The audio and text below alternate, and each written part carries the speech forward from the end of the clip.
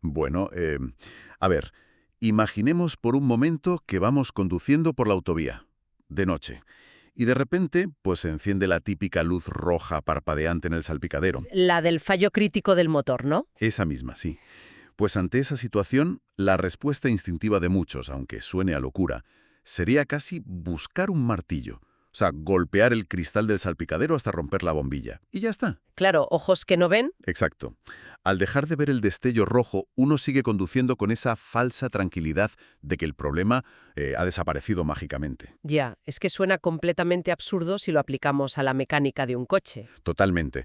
Pero la realidad es que es exactamente el método que solemos emplear para gestionar el caos emocional, esa ira que nos arrastra como una corriente o el miedo que paraliza. O esa tristeza profunda que aísla por completo. Eso es, lo tratamos constantemente con parches externos. Tapamos la luz de alarma en lugar de abrir el capó, mancharnos las manos de grasa y arreglar el motor de una vez. Y el resultado de romper esa bombilla, claro, es que el motor humano sigue perdiendo aceite hasta que inevitablemente pues se gripa. Se gripa, sí. Por eso, en esta inmersión analítica que vamos a hacer hoy, tenemos sobre la mesa un material alucinante. Es una especie de manual de instrucciones para ese motor. Un manual bastante complejo, por cierto. Muy complejo. Plantea un contraste enorme entre dos visiones del mundo que, a primera vista, parecen opuestas.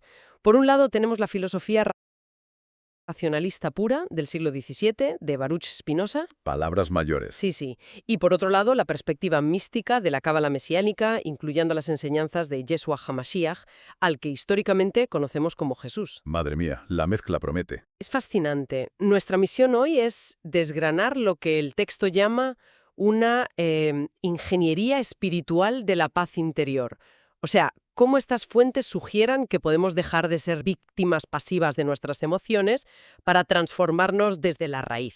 Vale, pero antes de meternos en faena, creo que conviene hacer una aclaración importante sobre el tipo de fuentes que manejamos. Fundamental, sí. Porque, claro, al mezclar espiritualidad antigua, teología y filosofía, corremos el riesgo de pensar que esto va a ser un sermón. Y nada más lejos de la realidad. Vamos a abordar estos textos como lo que son, manuales de psicología antigua.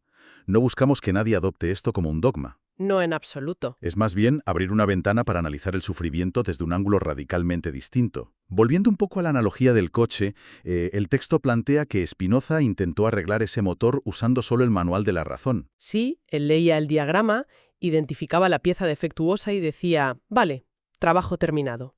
O sea, Spinoza sostenía, con una lógica implacable por cierto, que el sufrimiento nace de la ignorancia, de no conocer las causas que gobiernan lo que sentimos. Exacto.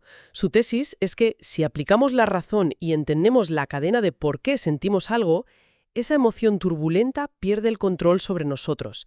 Digamos que nos liberamos a través de la comprensión pura. Ya, pero el texto de hoy, al cruzar a Spinoza con la cábala mesiánica, viene a decir que el manual de la razón está muy bien, pero que no sirve de nada si la batería del coche está desconectada. Claro, la razón te da el diagnóstico perfecto, pero esta visión más mística argumenta que hace falta reconectar la batería con lo que ellos llaman la luz del creador. O sea, no basta con hacer un mapa mental de la tristeza para encontrar la paz. No, el texto propone alterar la composición misma de quienes somos, dar el salto del laboratorio mental de Spinoza a lo que podríamos llamar un quirófano espiritual. Ostras, un quirófano espiritual. Me gusta el concepto. Vamos a ir por partes porque aquí hay tela. El documento establece una comparación brutal. Spinoza propone mirar las emociones como un científico con un microscopio, distancia y análisis empírico. Y medir los efectos, sí. Y lo curioso es que la mística hebrea no rechaza esa ciencia. O sea, la usa como primer escalón. Exactamente. Parte de esa misma base empírica, pero cambia por completo la definición del objeto de estudio. Para ellos, las emociones no son solo procesos psicológicos, no son simples reacciones químicas en el cerebro. Entonces, ¿qué son? Las redefine como energías espirituales. Claro. Es un cambio de paradigma brutal. Cuando hay un ataque de ira desproporcionado, el texto dice que no es un fallo cognitivo, sino una alarma de que hay una fisura en el alma misma. Claro. Y para describir esa estructura del alma, el texto usa unos términos que, de entrada suenan un poco impenetrables. Hay que traducirlos un poco para entender la mecánica. Sí, usa terminología cabalística, habla de que una emoción desordenada evidencia un desequilibrio en las sefirot. Las sefirot, vale. que en la tradición mística son como las esferas o los canales por los que fluye nuestra energía interior. Para que nos hagamos una idea, imaginemos una mesa de mezclas en un estudio de sonido. Vale, tengo la imagen. Tenemos un canal para el rigor o la justicia y otro para la empatía o misericordia. Si subes el canal del rigor al máximo y silencias la empatía, el resultado externo es crueldad. Claro. Pues eso es un desequilibrio en la Sefirot. Y luego el texto introduce el Yetzer Hara. Que se suele traducir como la inclinación al mal, ¿verdad? Sí, pero cuidado, no hay que imaginar a un demonio con cuernos ni nada de eso. Es el instinto primario, esa reacción puramente egoísta de supervivencia que toma el mando cuando los canales están bloqueados. Vale, lo de la mesa de mezclas ayuda un montón a visualizarlo. Pero aquí es donde yo veo la gran fricción entre la filosofía y este enfoque espiritual. A ver, pongamos un ejemplo súper cotidiano. Venga. La razón de Spinoza nos permite sentarnos y decir, oye, esta punzada en el estómago que siento cuando veo a un compañero de trabajo no es indignación moral. Es pura envidia porque le han dado el ascenso que yo quería. Diagnóstico perfecto. Claro, la razón funciona y le pone la etiqueta correcta. Pero saber que tienes envidia no hace que la envidia desaparezca por arte de magia. El resentimiento va a seguir ahí el lunes por la mañana. Es que entender la herida no la cicatriza. Exacto. Si la razón se queda corta, ¿cuál es el tratamiento real que propone este texto? Pues la respuesta operativa a esto es lo que llaman el tikkun, un concepto que significa rectificación o reparación. El documento insiste en que la conciencia intelectual es indispensable, el triunfo de Spinoza, pero quedarse ahí es un error. Para reparar de verdad proponen un proceso de 3 fases. A ver, La primera es la de Spinoza, identificar la emoción sin autoengañarse. La segunda es el trabajo espiritual, discernir la raíz de esa envidia. ¿Es orgullo herido? ¿Es un miedo tremendo al fracaso? ¿O es una falta de fe en que existe un propósito para cada persona? vale, esas dos primeras fases siguen sonando bastante analíticas. Pero la tercera fase, la de elevar la emoción hacia la luz, esto corre el riesgo de sonar a autoayuda barata si no lo aterrizamos un poco. ¿Qué significa hacer esto un martes en medio de un ataque de estrés en la oficina? Bueno, significa reconocer los límites de nuestro intelecto y buscar, digamos, una calibración externa. El intelecto puede ver tu orgullo herido, pero a menudo no tiene fuerza para desarmarlo porque el propio intelecto está contaminado por el ego. Ya, el ego defiende al ego. Exacto. Entonces, el texto recurre a los salmos antiguos, en concreto al Salmo 139, que dice: «Examíname, oh Dios, y conoce mi corazón». Ojo, no como un rezo vacío. No, lo cita como una herramienta psicológica muy activa. Es decidir conscientemente abrir esos canales de la mesa de mezclas, exponer tu vulnerabilidad y pausar esa reacción impulsiva del ego, el Yetzer Hara, reencuadrar el momento pidiendo que esa energía destructiva se redirija. Es como reparar la fontanería de casa. La linterna de la razón te permite bajar al sótano y ver que la tubería pierde agua. Descubrimiento vital, sin duda. Claro, pero el ticún sería ya el trabajo de mancharse, picar el muro, cambiar la tubería y limpiar todo el barro. Ahora supongamos que hacemos esa reparación interna. El problema es que no vivimos solos en una montaña. Ya, interactuamos constantemente. Claro, al día siguiente sales a la calle y la actitud de los demás vuelve a golpear tus tuberías. ¿Cómo maneja este sistema toda esa fricción de las relaciones humanas? Pues eso, el texto lo aborda bajo un concepto llamado la física de los encuentros. Y aquí vuelvo a mencionar a Spinoza. El filósofo decía, casi como si fueran matemáticas, que cada encuentro humano altera nuestra potencia vital. Un encuentro suma potencia o te la resta. Bueno, esto lo hemos vivido todos. Hay gente con la que te tomas un café 5 minutos y sales como si pudieras conquistar el mundo. Totalmente. Y luego están las típicas interacciones que son sumideros de energía.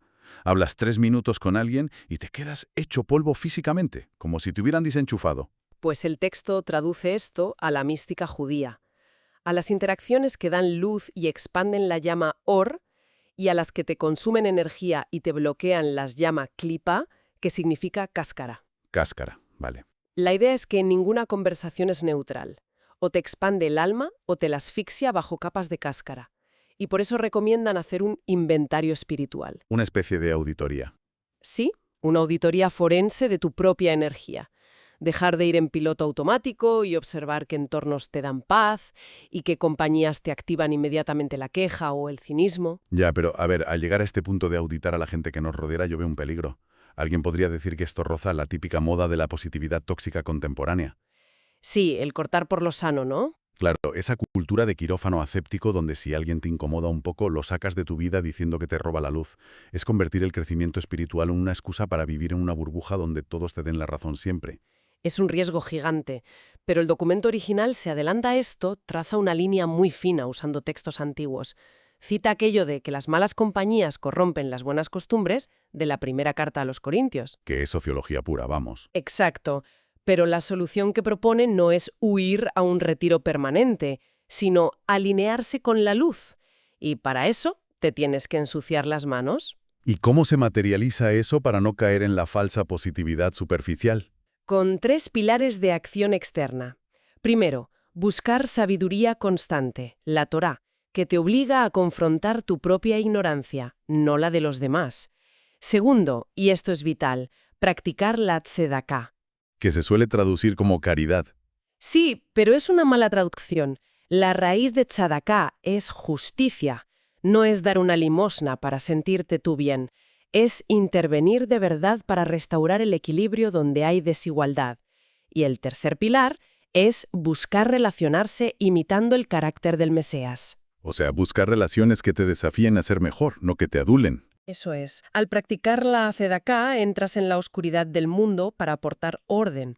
Esa fricción es la que genera una sintonía espiritual robusta y no la alegría pasajera de un libro de autoayuda. Claro, hay una diferencia abismal. No construyes un muro defensivo, eliges dónde inviertes tu energía para restaurar el equilibrio. Exacto. Pero claro, por mucha auditoría y tzedaká que hagas, existe una variable que no controlamos, el sufrimiento impuesto. Porque la traición, una enfermedad o una injusticia arbitraria, eso te va a golpear sí o sí. Inevitablemente. Cuando la realidad te pega ese bofetón tremendo, ¿qué mapa mental nos dan estas fuentes para no caer en un resentimiento crónico? Esta es la prueba de fuego de cualquier filosofía. El texto propone pasar de la pura resignación pasiva a lo que llaman emuná, una especie de fe o fidelidad consciente. Si miramos a Spinoza, él dice que sufrimos más porque nos resistimos a la realidad. Sí, el estoicismo puro.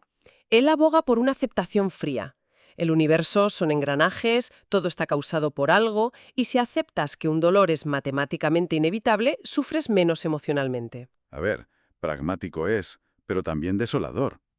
Es como decir que el universo es una máquina, te ha tocado ser aplastado por el engranaje B, y si lo aceptas, dejas de llorar. Pues la cábala mesiánica coge esa idea de no resistirse, pero le da la vuelta por completo. Rechaza que el universo sea una máquina fría. Defiende que cualquier evento, por injusto que parezca, está bajo la soberanía del Creador y contiene una oportunidad de tikkun, de corrección para tu alma. Vale. Y el documento, según entiendo, divide nuestra reacción a esto en 3 niveles evolutivos. Sí, ante una ofensa profunda pasamos por 3 escalones. El primero es la respuesta del ego. O sea, recibes un ataque y lo primero es sed de venganza, o caer en el victimismo crónico, mecanismo básico de defensa. Total. El segundo escalón sería la razón, la frontera de Spinoza.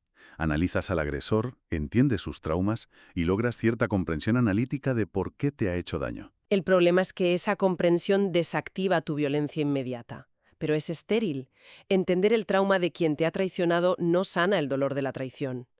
Por eso hace falta el tercer nivel, la respuesta del espíritu. ¿Y qué busca ese tercer nivel? Extraer redención del evento. No solo entenderlo. Ostras, hay una analogía perfecta para ver cómo operan estos 3 niveles a la vez. Imaginemos que estamos en un museo frente a un cuadro de arte abstracto, de estos súper caóticos. Sí. El que lo mira desde el ego ve manchas horribles, se ofende y casi quiere rajar el lienzo pensando que el pintor se está riendo de él. Reacción primaria. Luego llega el que opera desde la razón. Lee la plaquita del museo, entiende la técnica de entreguerras, la biografía del autor, lo comprende pero no le conmueve nada y se va a la siguiente sala. Ha desactivado la ira, pero sigue manteniendo la distancia. Exactamente, pero la persona que aborda el cuadro desde el espíritu no se queda ahí. Se planta frente al caos y se pregunta, oye, ¿qué fibras me está tocando esta obra por dentro? ¿Por qué me incomoda tanto? ¿Qué revela de mis propios miedos? Pues el texto hace exactamente lo mismo con el dolor humano. Ante una ira injusta, las preguntas son ¿qué carácter está formando esto en mí? ¿O qué parte de mi alma, qué impureza, está saliendo a la luz para ser refinada? Es que ese cambio de enfoque le da la vuelta al tablero por completo. Dejas de ser un receptor pasivo del daño. Y esto nos lleva a la afirmación más poderosa y compleja de todo el documento. Agárrate. Dice literalmente que no puedes odiar aquello que verdaderamente ves desde la perspectiva de Dios. Uf, hay que parar un segundo. No puedes odiar aquello que verdaderamente ves desde la perspectiva de Dios. ¿Qué implicaciones tiene esto un martes por la mañana para alguien a quien le han hecho un daño muy real? Implica un nivel de empatía casi radical. Es comprender que el que te inflige ese dolor está actuando desde un nivel de conciencia fracturado.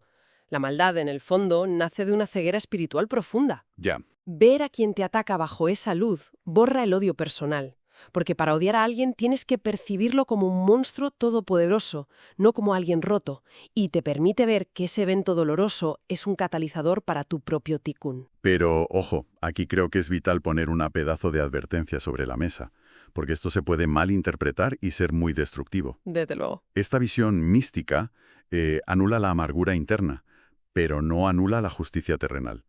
O sea, comprender la ceguera de un agresor no te exime de denunciar un delito ni de poner límites de acero inoxidable. Ni te obliga a quedarte en una relación de abuso, por supuesto. Exacto. La diferencia es desde dónde pones el límite. Lo pones desde la firmeza, no desde un interior carcomido por el veneno. La justicia restaura el orden social, pero la ausencia de odio preserva el orden de tu alma. Y llegar a este punto es lo que redefine la verdadera libertad en estas fuentes. A ver, Si volvemos a Spinoza, su libertad máxima es intelectual. Eres libre cuando entiendes los engranajes inevitables del universo y dejas de luchar contra ellos. es como estudiar los planos de la cárcel donde estás encerrado. Y como ya sabes de qué material son los muros, dejas de darte cabezazos contra ellos. Sí, gran analogía. Pero la cábala mesiánica eleva esto. Conocer los planos de la prisión no es suficiente. El objetivo es salir de ahí y ser transformado.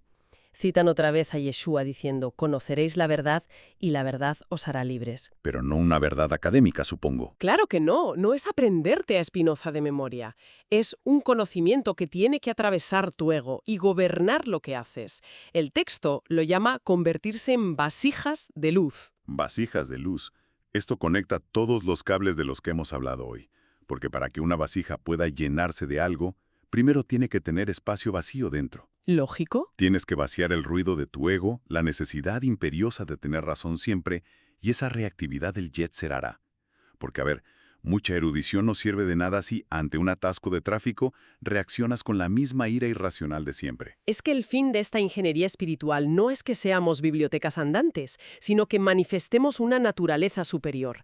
La razón de Spinoza te ilumina la fisura del motor, pero solo el espíritu sella esa fisura. Claro. La shalom, la paz duradera, no se logra reprimiendo pensamientos a la fuerza. Es el resultado orgánico de reconectar tu diseño con la fuente original. Transformas el roce externo en pura luz. Y lograr que esa fricción se convierta en luz, dejando de saltar como un resorte automático ante todo, me parece un superpoder indispensable hoy en día. Sí, vital. Empezamos hablando de la luz roja del salpicadero y la tentación loca de romper la bombilla. Tras cruzar la razón de Spinoza y este quirófano místico, la conclusión es que esa ansiedad o ira no es el enemigo. Es un diagnóstico. Un diagnóstico preciso, además. Y el problema externo es solo la excusa para abrir el capo y hacer el trabajo sucio en nuestro propio motor. Así que, construyendo sobre la idea de que cada roce esconde una oportunidad de corrección, de tikkun, hay una pregunta que deberíamos dejarnos resonando hoy. Adelante. Si asumimos por un instante que la gente difícil no es un bache en nuestro camino, sino que son el pavimento mismo diseñado para pulir nuestra alma, cabe preguntarse algo muy directo. A ver. Esa situación específica o esa persona concreta que hoy nos lleva al límite de la frustración, ¿qué nos está intentando enseñar sobre nuestros propios canales bloqueados que nuestra razón se niega a ver? Shalom Aleichem.